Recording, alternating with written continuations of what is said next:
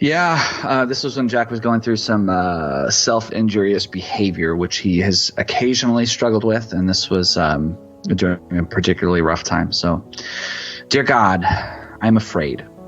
I've always believed the world is broken and that you didn't break it, that you're the great restorer, that your son came to make all things new. This has been my conclusion after years of study and thought, but I have to admit I'm biased on this point because I desperately want to believe it. I need to believe that you are truly, wholly good, that you don't desire innocent children to live frantic and bruised, that you don't lock up a boy's future behind impaired speech centers in the brain. I don't know how to help my son. I don't know how to pray. I can't just pray, heal my son, because I don't even know what that means anymore. I don't know what anything means. So I won't pray anything too bold for now. Instead, I will just remind you that your name is Emmanuel, which means God with us. Come close, Emmanuel. Prince of Peace, draw near to my son and give him rest. Amen.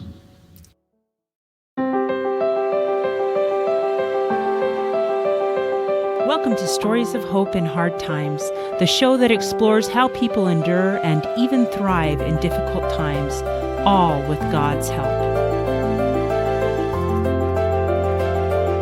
I'm your host, Tamara K. Anderson. Join me on a journey to find inspiring stories of hope and wisdom learned in life's hardest moments.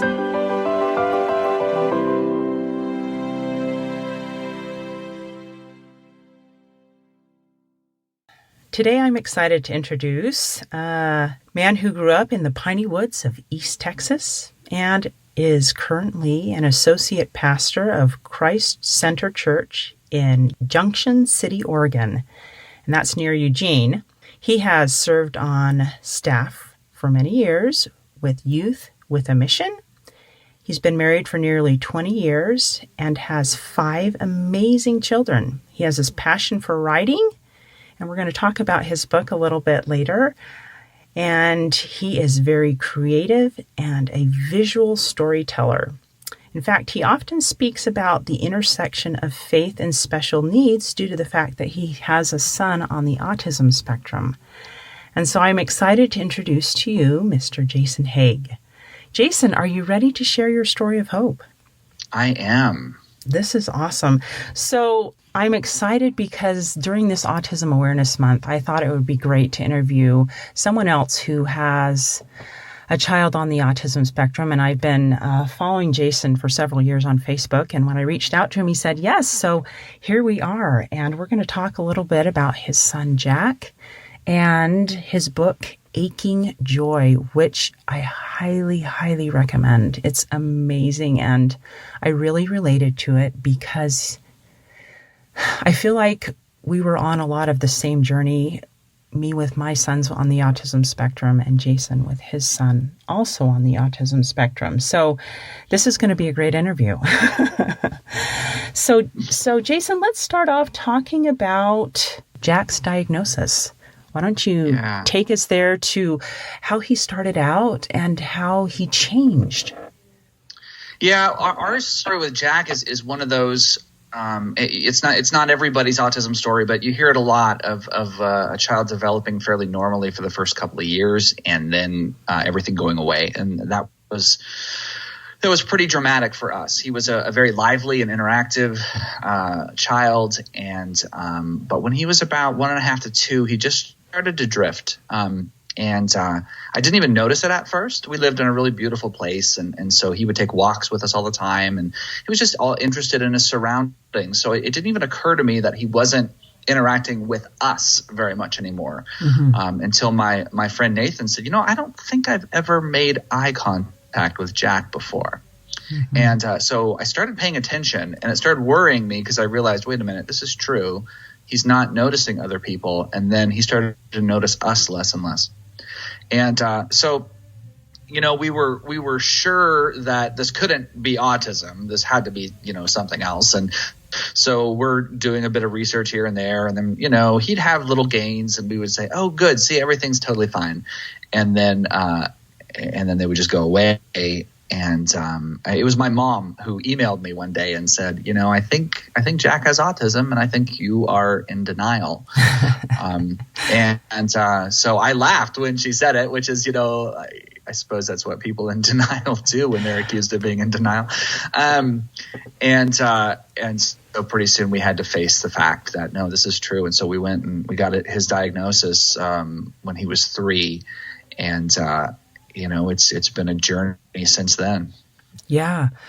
So I also went through a long stage of denial. I think my husband accepted the fact that Nathan had autism way before I did.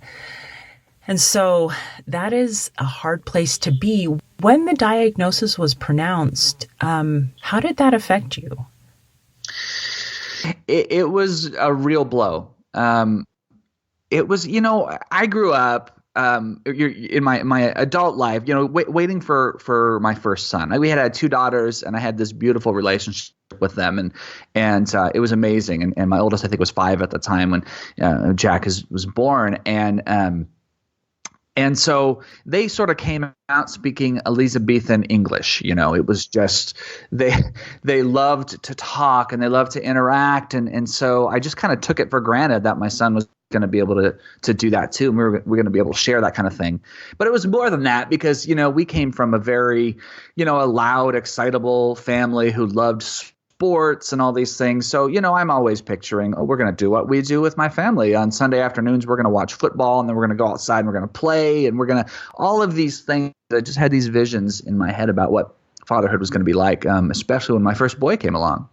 But when that diagnosis hit, it sort of started to sink in on me, like all of those things that you expected, you're going to have to recalibrate all of that because it might never happen. And you're going to have to find a way to deal with that. And so I didn't react well. I went through that season of denial, and when it finally came, I'm like, okay, fine. And I went through a brief season of being angry with God and having it out with God. And then finally, after that, it was just this long season of sadness. And there was numbness kind of, in that too. It was sort of these muted feelings, except you'd have these moments of just such sadness and not sure. I wasn't sure how to deal with it. I mean, it really was grief. Yes. And I know a lot of people don't like to hear that term in this kind of context because, we all want to be able to celebrate our children and their uniqueness and things like that. But I simply wasn't able to do that. I just wasn't there. And so it took me a really long time to work through that. Yeah, and I think it's important that you bring that up. It's something I also brought up in my book. Just that loss of the dream of what your child is going to be like. And I know it's something totally imaginary in our heads, but we grieve that child we will never raise. And it's part of the process. And I'm glad to know I'm not the only one that feels that way or that went through that. And so I think this is something that's common among many, many people, and it doesn't have to necessarily be that their child was diagnosed with autism. Maybe there was a different diagnosis that was pronounced, not only in a child, but in a family. What if a spouse gets cancer? You grieve the loss of that life you envisioned maybe in the future. It's going to have to change. And so I think that we need to call it what it is. It really is grief of what that image that we're losing. And I'm so glad that you brought that up because I think so many parents go through it, but they just don't realize that's what it is until probably they've completely gone through it and come out on the other end. And then someday they read about the grief cycle like me and go, oh my word, that's what it was. I was doing that. Yeah. Yeah. And I think also, just compounded with that is the fact that, it is sort of a controversial thing to mention as a parent. It's not at all controversial to mention when there it's a disease or something like this. Right. we understand. But when you're dealing with either a mental health issue or something like autism, that kind of thing, it's so much tied more into identity and personality and these kinds of things. So it's we end up tiptoeing around it because we don't want to offend or people are like, you should be happy, you should be rejoicing about your child and the beauty that they bring. But here's the thing, I've got 5 kids. I've been in ministry for almost 20 years. And in my experience, you just can't tell someone how they ought to feel. No, it doesn't work. Feelings don't operate. They don't sing on command.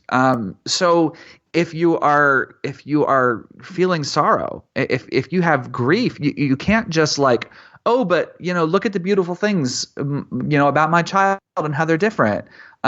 Those things are there, and we hope and pray that we can get past some of the heavy stuff so that we can see the beauty and we can see all of the gifts and the uniqueness and all of these things. But you have to be able to deal with the thing you're actually dealing with. Yes. So you can't circumvent that grief. If it's there, you need to acknowledge it. Both, with God, to say, God, I'm angry with you. Yeah. If that's the case, if you're already angry, let's just admit it. And then with ourselves and say, I am very sad. Yes. That kind of thing is so helpful to acknowledge what it actually is and then go through the process of working through it. Yeah. And I think another myth that we just need to debunk is that it is normal when you're in the grief cycle to be angry with God. Yeah, because I also felt that way. And you know what? He's big enough to take it. And he loves us enough to want to help us get through that and move on towards peace. So yeah. Well, you say he's big enough. I know. I use the term in my book. It's like we have this upward condescension. It's like, oh, God, I don't want to tell you about my grief because I'm afraid you're going to be mad or can't handle it. And it's like, it's so silly because he sees it already. Mm-hmm. He sees it. And, he's seen anger before and he's seen disappointment and disillusion, all of these things. So if it's there, let's just tell him that it's there. Yeah. It's just such a weird quirk we have. I know, and it is common in these kinds of cases to question and say, why God? It's common to have these feelings bubble up. And instead of smothering them, I think it's much more healthy to give them to him in prayer and say, this is what I'm feeling. Please don't strike me with lightning, but here's the way that I feel right now. So can you just come into this place? I mean, that's what the psalmist does all the way through the book. So I know, isn't that amazing? And so just be real with God, and He will help you through it. I think that's probably just one of the most amazing lessons to learn going through that cycle, as you described. So that's fantastic. What other lessons have you learned going on this journey with Jack?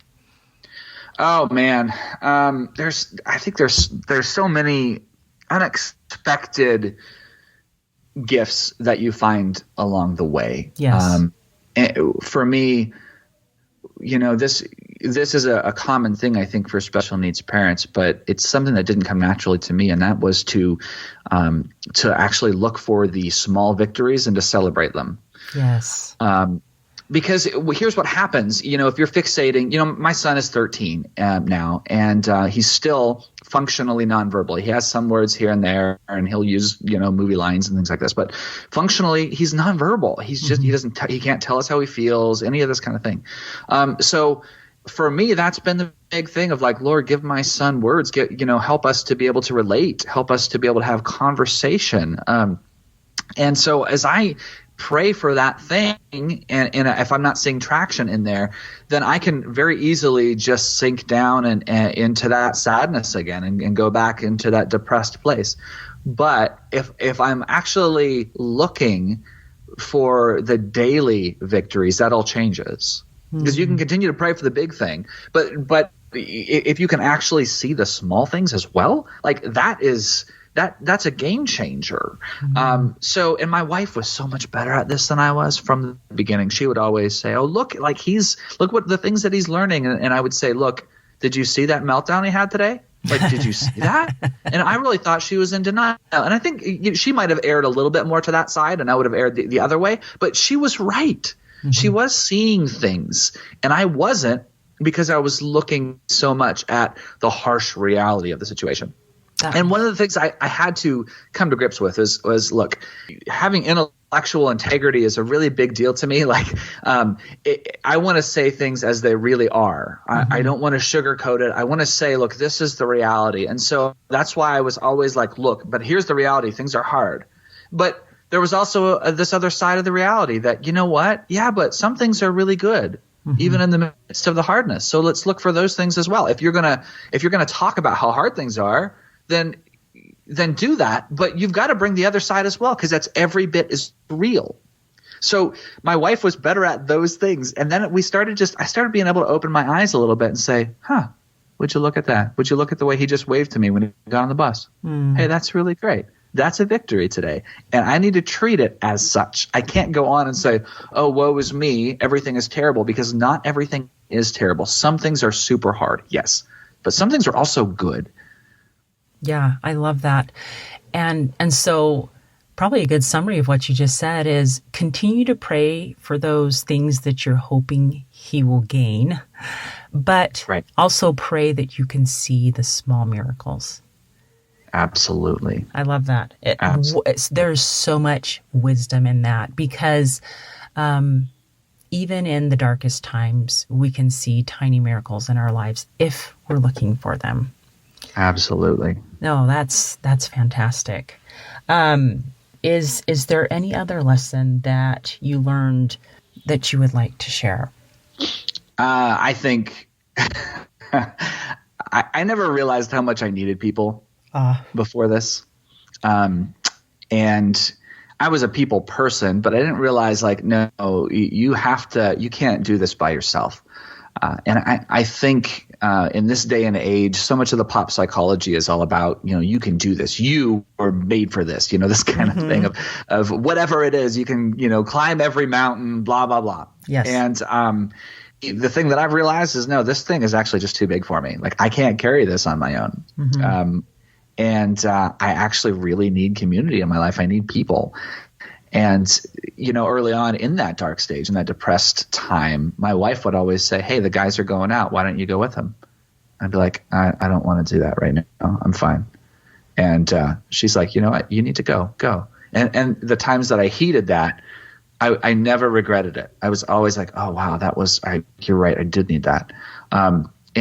So just having friends around, having other people to be able to talk to and just vent to was so necessary, and our church community became that for us. They were just we do a lot of speaking on this kind of thing now, but they were the model of like how to embrace a family going through peculiar kind of difficulties. They were amazing, and how people try to do this kind of thing without community, I don't understand, and I wish that everybody could experience what we have, because it was beautiful.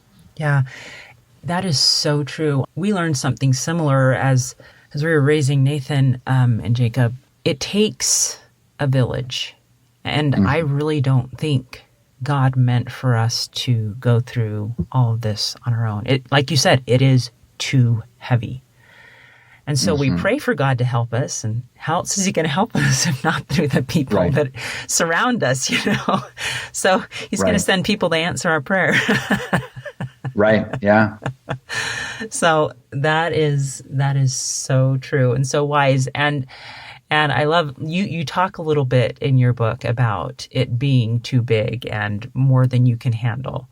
And so I love when you dive into that because it is. It's often too big for us to handle. Right. So it's good. God doesn't leave us alone.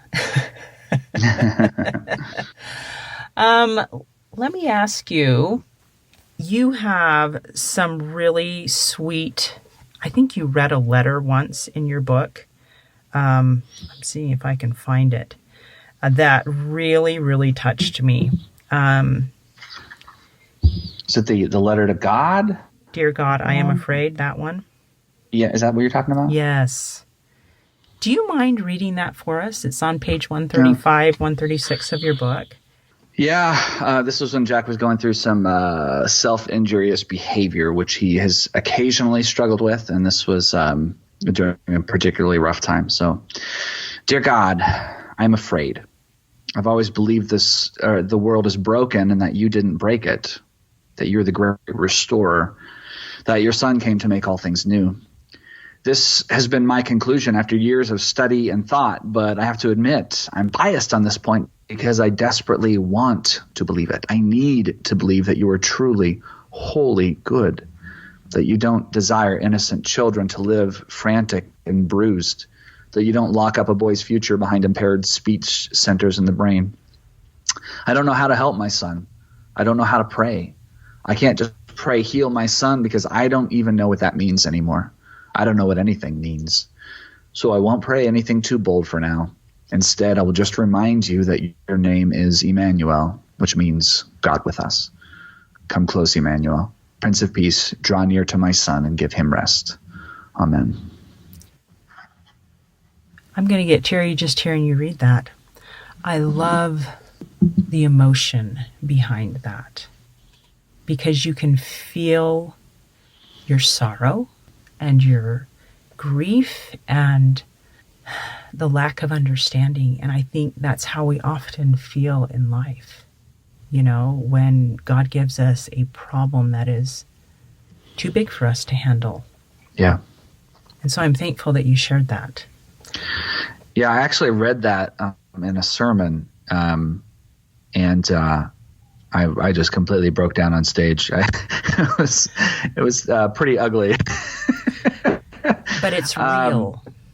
Yeah, and the way people responded, my church responded. I had a couple of the elders that came and got on both sides of me there, and people just like embraced me so much that day, and it really bonded us together. But you're right when you say it's too big for us to handle, and it makes me think of that cliche that we all hear in this realm, that God never gives you anything you can't handle, and it's just not true. I just don't even know where it comes. I mean, no, it's a weak attempt at the Corinthians verse about not being tempted beyond what you can bear, but this is not what we're talking about.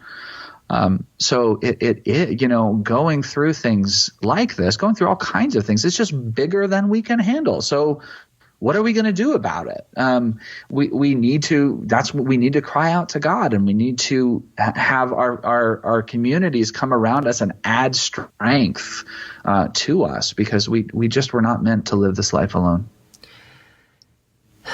I think this also speaks to the importance of being real when we are suffering. So often in our society, people say, "Hey, how you doing?" And our answer, I'm fine.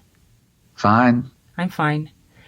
But when we really open up, I think that's when people begin to know how to help us. Yeah. Do you know what I mean? And so absolutely. I think that's probably one of the lessons I learned reading that beautiful letter you wrote there is it's important to let people know how we're really doing. Absolutely. Especially if we're praying for help. Yeah. We got to let them know, Yeah. And, I think this can be tricky because everybody wants to have a community that understands them. And that's actually really, really difficult, because even those who are raising a special needs child, for instance, they might still have completely different experiences than I do with Jack. So even if we're walking parallel paths, you're never going to fully understand one another. So because of that, because it's so hard to find people who truly get it, a lot of times, families like ours end up not actually finding community because they can't find that perfect person or that perfect group. So it's I think in order to get that community that we desire, you have to open up and share. You have to be able to say, listen, I know you might not be able to relate to this, so I'm just going to tell you this is what's going on, and this is really, really hard. In other words, looking for people who, quote, get it, I think sometimes is overrated. I mean, it's great when you can find it. Don't get me wrong. And I'm all for support groups, and some of the best, friends we have are people who have gone through something like this and we can relate with. But I have a whole bunch of other friends that have way different trials and hardships than me. But they listen. And that has been an absolute lifesaver, because they know how to be there for me because I actually share, So I think you're exactly right. We have to be able to open up and tell people where we're actually at. And if we don't, we're going to miss out on community. So I think we need to adjust our expectations sometimes. Does that make sense? Yes. We need to adjust those expectations. Like, you're not going to find someone who fully, completely gets it. And if you do, God bless you. Good for you. I really am happy. But you might not find that. So, I have dear friends I always think of who are foster parents, and they deal with all kinds of really difficult stuff. And I love it when they tell me about it. I can't say, I know exactly what that's like to pour your love onto a child that you might not even be able, that's not going to be there for very long, and to have your heart broken again. And I don't know what that's like. But I so love that they tell me, because that's how community is formed. It's sharing those stories. So I think it's so important that we actually open up and say, I just want to tell you what this is like. Can you share this with me? Can you share this burden? Can you help me carry this? And can you celebrate this victory with me? I think that's beautiful community when that can happen. Yes, it is. So we're grateful for people, for good people that God places in our paths. We are going to take a quick break, but when we get back, we'll have Jason tell a little bit about a breakthrough they had with Jack and a viral video that Jason was able to make. So stay tuned. How many of you out there feel like your life is chaotic, crazy, and completely awful compared to the norm? What if I were to tell you that you are normal for you? I am so excited to announce that my book, Normal for Me by Tamara K. Anderson, will be released April of 2019 to celebrate Autism Awareness Month. This book took me 10 years to write, and I share 20 years worth of lessons learned in my life detours, including being in a car accident and having 2 of my children diagnosed on the autism spectrum. In this book, I share the secrets of how I made it from despair to peace with God's help. I invite you to check out my website, tamarakanderson.com, and sign up for my twice-a-month newsletter. Doing this was going to give you the inside scoop on how you can get a free electronic copy of my book during the month of April. So sign up today and hope on. You shared in your book the story of Jack and having a breakthrough with him reading a book. Yeah. Why don't you share a little bit of that breakthrough and what it meant to you? As I alluded to before, the cry of my heart was that we would be able to have connection, and that he would understand our relationship. And for years, it just seemed like he didn't. I would kind of go through the motions, and I would, take him to school every day, and I'd hold his hand as we walked around to the front entrance and come in, and I try to talk to him, and he would just, kind of mumble something, not say anything. And we just have these daily routines. I give him his bath and, try to play with him. He's just not interested. So that always, even though he was gaining in some ways, it always just stung. And so we just continue to pray, Lord, you created us for relationship. And I would love for him to understand how much we love him, how much his family loves him, how much I love him. And so that just seemed to go unanswered for a really long time. And one day he brought a book home from the library, and it was this little board book with 2 penguins on it. And it was called I Like It When. And it was he was I think just about to turn 8 at the time. And it was probably a book for like 3 or 4-year-olds, kindergarten maybe at the latest. And so he had tried to sneak it into his backpack because he liked it so much. And his teacher said, you can check it out. Go ahead and take it home, which in itself is really funny because he doesn't ever get that excited about that kind of thing. And so he brought it home and started making this comment. And my wife texted me. She's like, you've got to come home and see this. So I came, I think it was in the middle of the day, I rushed home. I'm like, okay, what is this all about? And so here he is, he's laying up in his top bunk and he's got the book open and he's just laughing, looking at this book. He's just laughing and laughing. And so I come over and go, hey, what's up, bud? And this book, on every page, it has a big penguin and a little penguin. And it's just like daily kind of stuff, like, it shows them walking and holding their fins together. And is it fins? What do they have? Wings, I guess. Anyway, whatever. Yeah. And it says, I like it when you hold my hand. And so in every one, there was a different page. And he's laughing. And then he points to the little penguin and then to the big one and says, Jack and Daddy. Oh. And then he flips the page and it's like, I like it when we splash about, and it shows the big penguin giving the little one a bath. And he says, Jack and Daddy. And he flips to every page and sees these scenarios that we actually shared and says, Jack and Daddy. And he's just laughing because he's just like, hey, look what I see in this. This is exactly the stuff that we do. And I am just in a puddle of tears because he had never used any conceptual language like that ever. I mean, here he is giving a metaphor. He's like, I see here we are.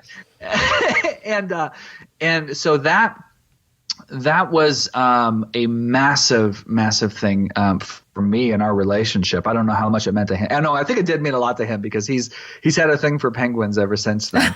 But it was such a huge thing for me because I realized God had answered my biggest prayer. Which was, Lord, help him to understand that relationship.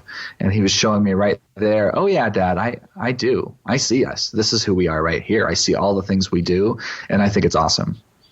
And that is so amazing. I know the moments that I feel like I'm really connecting with our nonverbal son, Nathan, they're few and far between, right? Yeah, right, yeah. And so the miracles, when they happen, we have to cling to those as, okay, this is an answer to prayer. This is maybe something that I needed more than he did. Right. But it's good to know that, I don't know, I can often look in my son Nathan's eyes and see that there's so much going on in there that it's almost like they're trapped in their own little bodies, that they can't express it. They can't get it out. And I love that your Jack quotes movies because that's what my Nathan does as well. And so sometimes we can glean what he's thinking and feeling by the quotes that he's saying. And so we have to really pay attention. Oh, wait, what did he just say? And just try to figure out, oh, I think he's sad right now. Or he's happy, or he wants to go home, or whatever it is. But isn't it great to be able to decode those things, though? Yes. It's like celebration sets off in the household. I know. It really is decoding, though, isn't it? Oh, yeah. Absolutely. Trying to figure out, this is what he's telling me here. And sometimes one of my son Nathan's favorite books when he was little, and even to this day, he'll still pull it out. And we've gone through actually several versions of the book because he'll read it until they fall apart. And then I have to buy a new one. But is The Berenstain Bears and the Spooky Old Tree. Just simple little children's book. It has like one sentence on each page. But at the very end of this book, these little kids have gone through the spooky old tree. They run home to mom to save them. And it says, home again, safe at last. And so he will quote that if we're out and about, that home again, safe at last. He wants to go home. Wow. He feels, and so he feels that sense sometimes when we leave the house that it's crazy and scary and he wants to go home. And so he'll quote the book. So it's neat when you can find these little clues of how they're trying to communicate with you. And it's an answer to prayer. Yeah, no question. That is awesome. So the way I found you online was through a video that you made about your son, Jack, and it was at the ocean. And I know it went viral. But would you mind telling us a little bit about that? And we'll be sure to include a link to it in the show notes so people can watch it because it is so moving and powerful. Thank you. Yeah, it was 2016. I had just wrote this poem, and I don't really know. I was just walking around listening to some music one day, and it just sort of came to me as I want to express how I feel about my son, and I want to show people. And so I went down with my friend Robert, who is a photographer and a composer. It's really great when you have friends that are so talented. I know, right? And so I said, hey, can you help me film this thing? And he had just gotten this drone, and so he was super excited to put this up in the air.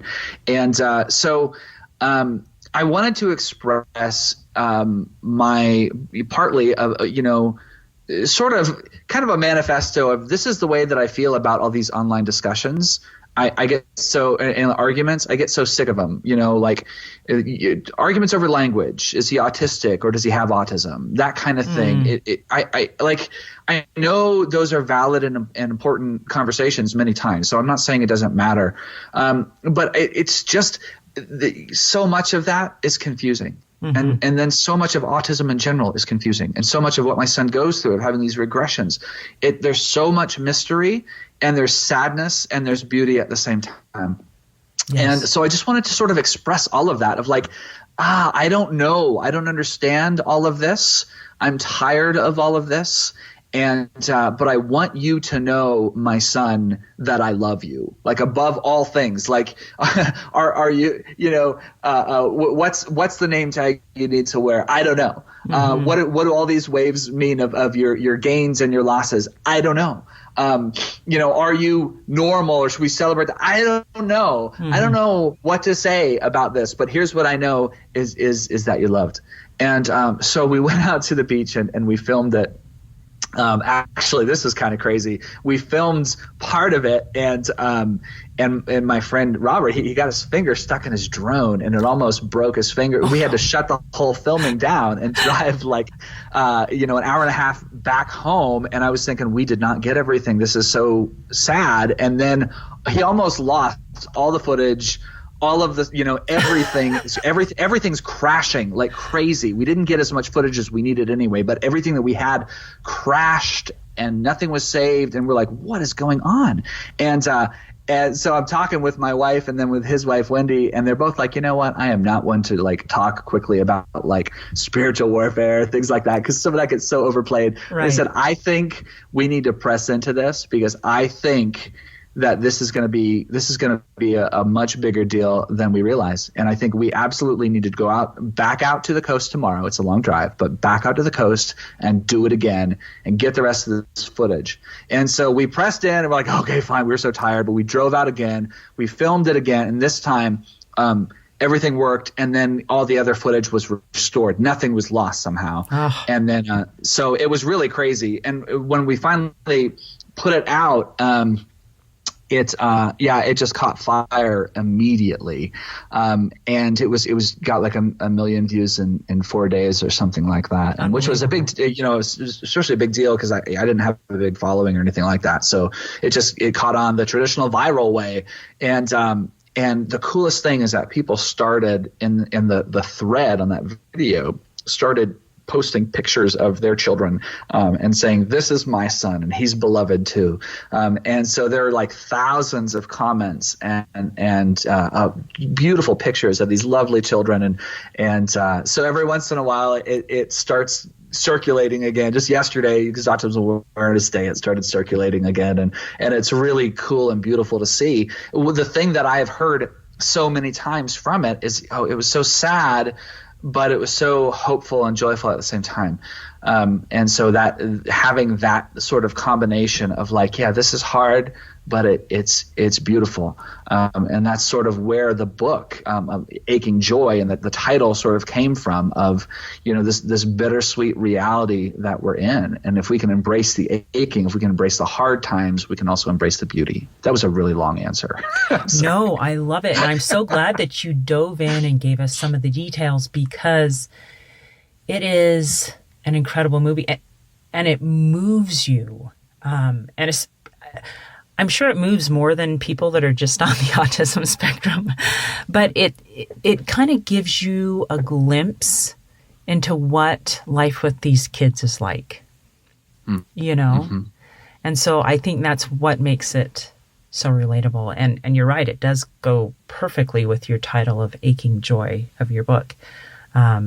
Just incredible, heartfelt. They're loved, they're cherished, and they're unique and different, right? Right.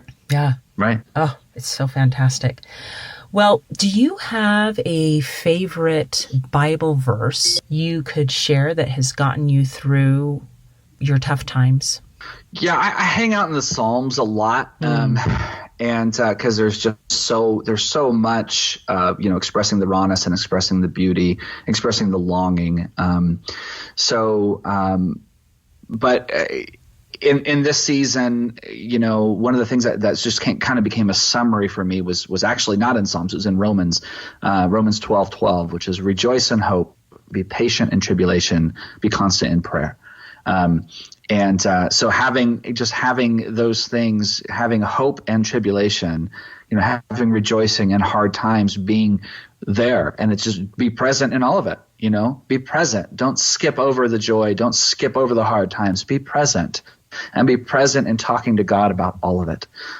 So I think that verse sort of summarizes my journey in many ways, as I didn't know how to do that early on. And I'm still on my journey. I'm actually on a journey now of embracing joy more and trying to understand more, what does joy look like, and does joy always have to have pain in it? What about sometimes about just pure joy? These are new, things that I'm still trying to discover as I go forward. But I love that verse: rejoice in hope, be patient in tribulation, be constant in prayer. It's perfect. It's a perfect theme for life, right? Yeah, it is. It's pretty great. Yeah. I mean, and it's important to cling to hope even when you can't see it, trusting that God does see it. Yeah, that's pretty important. When you mentioned being able, do you have to have the sorrow to have the joy? It reminded me when I was a teenager, one of my friend's grandparents told me that emotions are kind of like a pendulum. Yeah. And if you swing one way and feel great joy, you also have the capacity to swing the other way and feel great sorrow. So the greater the sorrow, the greater the joy. I like that. And I really liked that comparison. I'd never thought about emotions that way before, but I've found that to be true as I've gone through life and experienced greater sorrows than I had felt when I was a teenager. And yet I've also felt greater love and hope than I felt when I was a teenager as well. So I think as we go through life and experience these great hard things that drag us through the depths of sorrow and despair, we have to remember that pendulum will also swing back the other way. Right. And cling to that hope, because sometimes we are on that sorrow side of the pendulum for a while. Right. Darn it all. Absolutely. Absolutely. And we think that we can protect ourselves by becoming a little bit numb. But when we do that, we miss out on the beauty. I think that's a great picture, that pendulum. Yeah. I think that's really good. One of the things I say in my book is that you can't numb one side of your heart only. And I think that's what I tried to do early on, is sort of numb that pain and mute everything.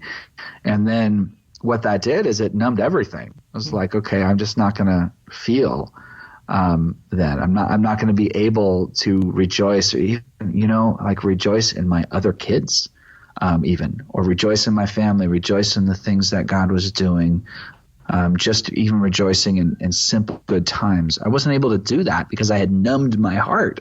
And it was as I was able to experience more pain that I was able to experience more beauty. So I think that's a really good picture. Yeah.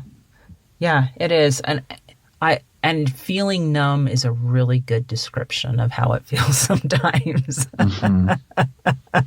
So you're not alone in feeling that way. Right. But I had somebody else tell me, and I can't even remember who it was, that it's important to lean into the pain and feel it fully. Because it's real and it's a part of living and learning, and it may not be what we want to feel at the time, but it's real. So, it's not what we want. I mean, it seems so counterproductive. And again, you have to fight through some of the other voices that are telling you, you should just be happy. What are you doing? And like, this happens in the church too. Like, no, I've got the joy down in my heart, right? That's right. I'm inside out. Remember this one? I'm inside, outside, upside down. I'm happy all the time. Yeah. We used to sing that in Sunday school. Yes. And I'm like, man, why did we sing that song? Like, our kids should sue us for religious malpractice. That is just not true. There's great sadness in this world, and we're just going to have to know how to deal with that. Yeah. Well, I'm glad you debunked that myth too, because I think growing up, I felt if I was just good enough and followed God as best I could, that it would all be happy. And so I think when I crashed after Nathan was diagnosed, I was like, wait, this isn't how it's supposed to work. But then you go back and in the scriptures, and I'm like, okay, where's proof of that? And there's nowhere. You read story after story in the scripture of person after person who goes through hard times. I mean, think of poor Joseph in Egypt alone. Holy smokes. Yeah, I know. You know what I mean? Absolutely. There's a man who went through a lot of hard things, you know, and he was good and he was faithful and obeyed everything his dad said. And so I think once I studied in the scriptures to try to find, okay, where does it say if I obey God that everything's going to be hunky-dory? It's not there. Right. In fact, Jesus tells us, right, in this life you will have trouble. You know, it's right there. And like that certainly played out in Jesus's life. That played out in, you know, according to tradition, 11 of the 12 disciples were martyred. Yes. So like this life is full of difficulties. We have to be able to face that. And we have to be able to face it in ourselves and say, okay, this is hard. I'm just going to say this is really, really hard. This isn't the way it turned out. And I have to know how to move on. And the way you move on is by dealing with it, admitting it's there, working through it with God, working through it with yourself. Like it's just the only way. Otherwise, you're going to be living in like perpetual disillusionment. And that's just not fun. It's not fun. Certainly not fun for people around you. No. No. So I love that this is where our conversation has taken us, because it's so true of life. And so the point is, well, some people might then question, well, why should I believe it all? You know, what do you tell people that if I'm going to have hard times, why should I even believe in God? How would you answer that? Oh, man. Well, I guess part of it is that it's not all about me. And it's not all about, you know, this current present moment. You know, if I want to believe something just so I can be happy and not experience hard times, there are better ways to do that than believing in God. Let's make lots of money and let's try to preserve ourselves and let's surround ourselves with comfort and insulate ourselves from sadness. Like you can do that. But are you living according to reality? I don't think so. I still believe, because I think the Christian faith has the truest description of the narrative I see all around me, in that we were built for love, we were built for relationship, we were built for beauty and life, and all of that has been damaged. And so we experience deep, deep pain. But Christ has come. He's come for us. He's given us a taste of redemption, and he has restored us, and now that process of restoration is going to go on, and one day it's going to be complete. So that means one day everything that has every injustice is going to be turned around, and one day the things that hold my son back are going to be gone, and he's going to be able to speak and sing and rejoice and say everything that was on his heart. And until that day, we move on and we press forward and we play a part in that restoration. The Christian faith gives me that narrative and it matches everything around me. That's why I believe. It's not because it gets me through every little second or makes me feel better. Sometimes it makes me feel bad. Sometimes it prohibits me from doing things that I would kind of like to do. And it's not about that. It's not about the happiness. It's about reality. It's about there really is a God up there who has deep love and plans for us. And his son really did give himself in redemption for us so that we can be with him forever together. That's what I see around me. That's why I still believe. It's certainly not tied very well to my happiness all the time. Yeah. Oh, that's perfect. And I too have found myself at times looking forward to that day when I can speak to my Nathan and we can talk and have a normal conversation. Yeah. And autism won't hamper him anymore. Yeah. And so I think that is what gives me the hope to keep going. I look forward to that day with such joyful anticipation. I really do. Like, I'll get teary if I talk about it too much. I know. And I think that's right and good for us to hope for that day, Yeah. Because I think with, like, how much does he want to say to you, Yeah. And you said before, you can see it in his eyes sometimes, like he wants to say, there's more there. And I experienced the same thing with Jack. You look at him and there's something there and he wants to be able to let it out and he can't. His body will not cooperate. And that's not always going to be that way. No. So it's right and good for us to hope for that day. I had a chapter in my book called the in-between country when I talk about that. And it was the only part of the book that I wept while I was typing, was just imagining my son being free of all of that, of his anxiety, his extreme anxiety, his OCD, all of these things that hold him back. And one day he is going to be free of that. And I have great hope and great faith that day is going to. Oh, that's like a perfect note to end on. I mean, how can we top that? Oh, my word. Well, Jason, you have been so kind in sharing so much with us. How do people connect with you? Because I know this message is going to resonate. Yeah. Easiest way probably is on my Facebook writer page. It's Jason Hague, last name Hague, Jason Hague Writer. Or my website is jasonhague.com. And certainly they can find my book on Amazon or anywhere else. Just look for Aching Joy. Perfect. That is incredible. Well, there you have it, folks. Cling to hope, cling to joy, and you'll make it in this life. Thank you, Jason, for being on the podcast. Thank you so much. Hey, thanks so much for listening to today's show. I know that there are many of you out there that are going through a hard time, and I hope you found things that have been useful today as you listen to the podcast. If you would like to access the show notes from today's podcast, visit my website. It is storiesofhopepodcast.com. That is where you'll find favorite quotes from today's episode and shareable memes. And those are fun because you can share them with your friends on social media. You will also find the links mentioned throughout today's episode, so you don't have to remember what those were.